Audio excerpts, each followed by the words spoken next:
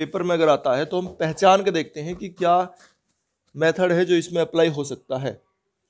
अब देखते हैं, देखो इसे अलग अलग अलग अगर करते हैं, ठीक है, अगर हम अलग अलग करते हैं तो y वाले dy के साथ x वाले dx के साथ आ ही नहीं सकते किसी भी हालत में, ठीक है ना। dx, ये y इधर आ गया तो ये y इसके साथ आ ही नहीं सकता, तुम कितनी भी कोशिश कर लेना, तो ये वेरिएबल सेपरेट ही नहीं हो सकता। तो पहला मेथड बताया था मैंने, वेरिएबल सेपरेशन।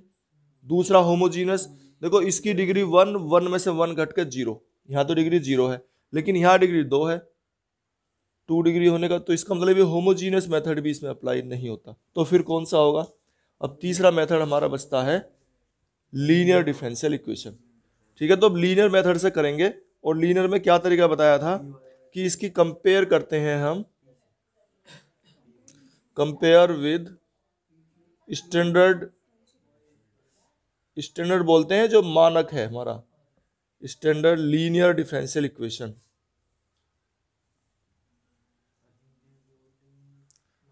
मानक,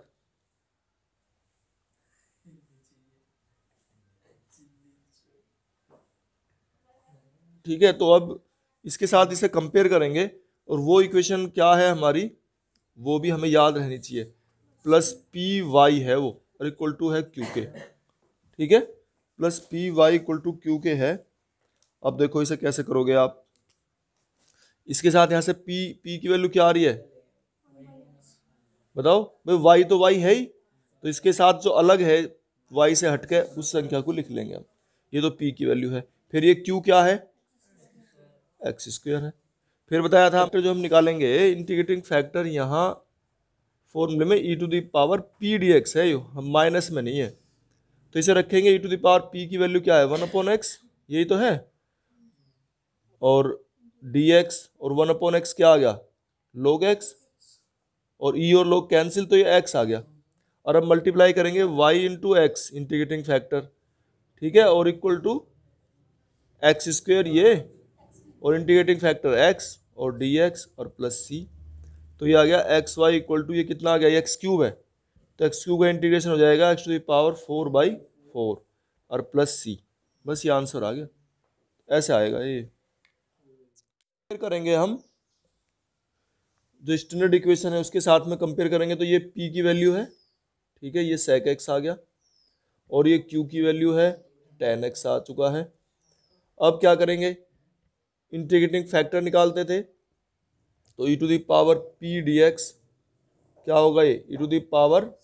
sec x dx। अब इसका इंटीग्रेशन बताओ क्या होगा,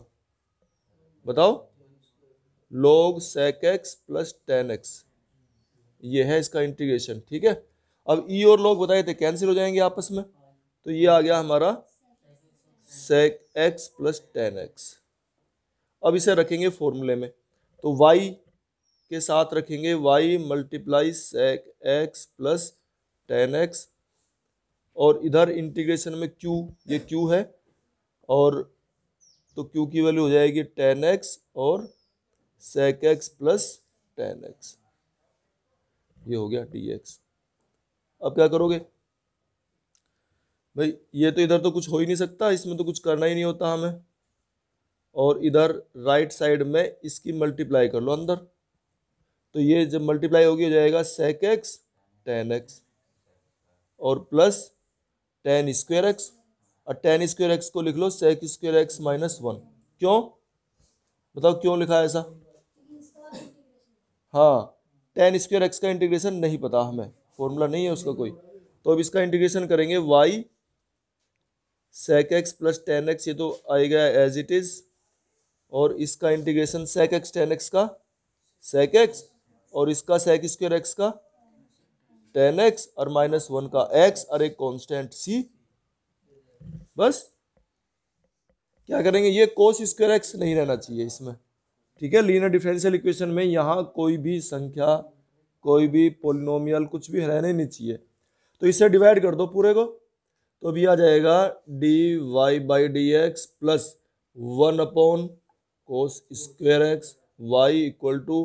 tan x को लिख लो sin x over cos x और cos स्क्वायर x, यही तो है, इसे तो डिवाइड करा हमने। चलो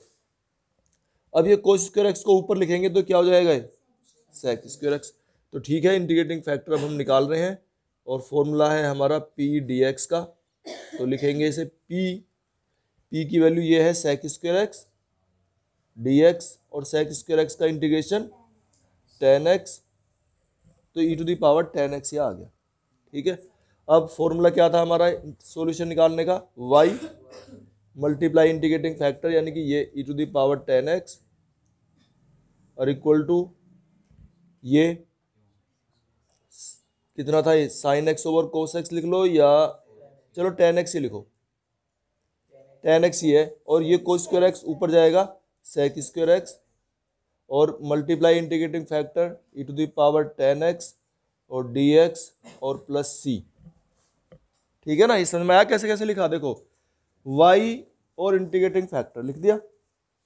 फिर इक्वल टू ये जो संख्या इधर यहाँ है ये क्या है, टेन एक्स है, और ये क्या है, सेक स्क्वायर एक्स है, और इंटीग्रेटिंग फैक्टर ये तो हमें गुना में इसके साथ प्रोडक्ट में लिखना ही है, और प्लस सी। चलो अब आगे करते हैं। तो अब उसका इंटीग्रेशन करना है, इधर तो कुछ करना ही नहीं होता हमें, बताओ तो कैसे करोगे। देखो e to the power tan X को t मान लो, ठीक है, तो करो इसे, ये बता रहा हूं मैं अलग से। हमारा इसका इंटीग्रेशन लिखना है हमें, ये i ले लिया हमने, e to the power ten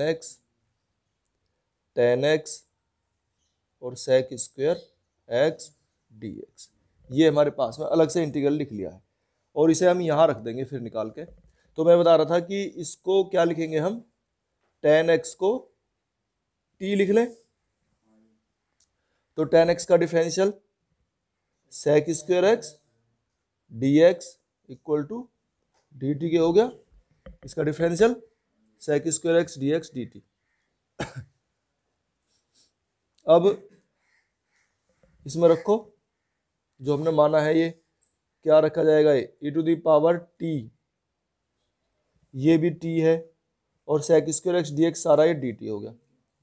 ये आ गया। अब इसका इंटीग्रेशन कैसे करते हैं हम, फर्स्ट फंक्शन किसे लेंगे, टी को, तो फर्स्ट फंक्शन इसका integration E to the power T minus integral इसका डिफरेंशियल वन और E to the power T D T, और फिर से E to the power T का इंटीग्रेशन, तो ये आ गया T E to the power T और minus E to the power T, ये आ गया निकल के। अब देखो इसे रख दो बस यहाँ पे, इंटीग्रेशन तो हम कर ही चुके, ठीक है, यहाँ रखो अभी ने। तो कैसे कैसे रखेंगे, देखो इसका इंटीग्रेशन आया है ये निकल गया, टी की वैल्यू रखो, टी वैल्यू क्या थी, कहाँ रखी थी हमने, T equal to tan X, तो यहाँ रखेंगे tan X E to the power tan X E to the power tan x,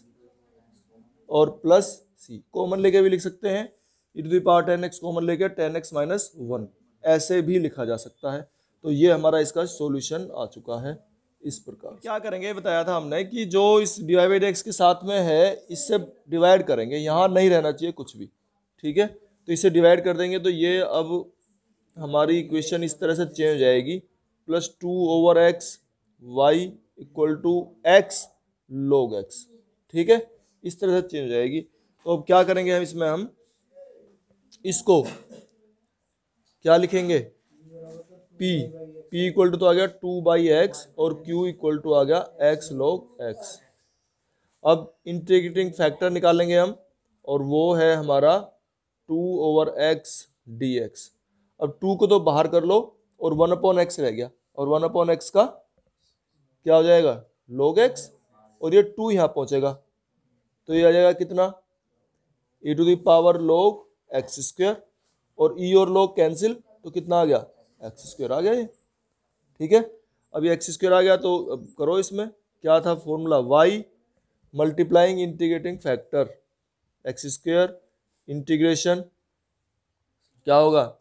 q कितना है हमारा x log x, और इंटीग्रेटिंग फैक्टर था एक्स स्क्वायर और dx और प्लस c। करो इसे सोल्व, कैसे करोगे, अब ये आ गया हमारा एक्स स्क्वायर वाई, ये एक्स क्यूब लिख लो इसे,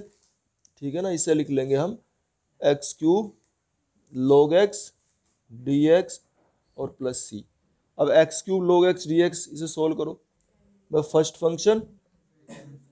किसे लें, फर्स्ट फंक्शन इसमें बताओ, log x को आई लेट के हिसाब से, तो log x फर्स्ट फंक्शन हो गया, इंटीग्रेशन ऑफ सेकंड इसका इंटीग्रेशन, और माइनस इंटीग्रल ऑफ इसका डिफरेंशियल और इसका इंटीग्रेशन, क्या होगा x टू द पावर 4/4 और dx प्लस सी। ये आ गया। अब क्या करोगे, इसे लिख लेंगे 1/4 x to the power 4 log x minus x से इसके पावर कैंसिल हो जाएगी, x क्यूब बचेंगे, 1/4 को बाहर लिख लेंगे, x क्यूब का फिर से इंटीग्रेशन करेंगे तो 4/4 और प्लस सी। बस ये इसका आंसर ही आ गया। अब ज़्यादा से ज़्यादा अगर कर सकते हो तो ये 4 16 है, ये 16 से पूरे में मल्टीप्लाई कर दो। जब पूरे में मल्टीप्लाई करेंगे 16 से तो हो जाएगा 16x² y इधर तो, और इधर 4x to the power 4 log x, ठीक है, और ये हो जाएगा minus x to the power 4 और प्लस सी इधर कांस्टेंट है, 16 सी लिख दोगे तब भी एक ही बात है, सी लिख दोगे तब भी एक ही बात है। बस ये इसका आंसर आ जाएगा।